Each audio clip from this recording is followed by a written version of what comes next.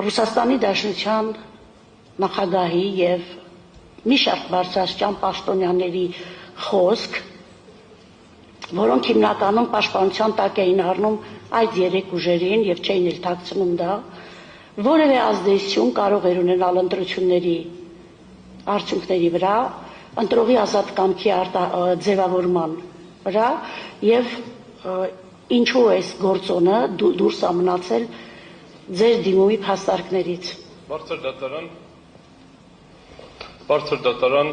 մեծարգո նախագահով խնդրում եմ այսուհետ եւ մի անգամ եմ խնդրում երեք ուժերի նույնացման գործընթացը դադարեցնենք, դա ուղղակիորեն տեղավորվում է քաղաքական ուժերից մեկի քաղաքական ուժից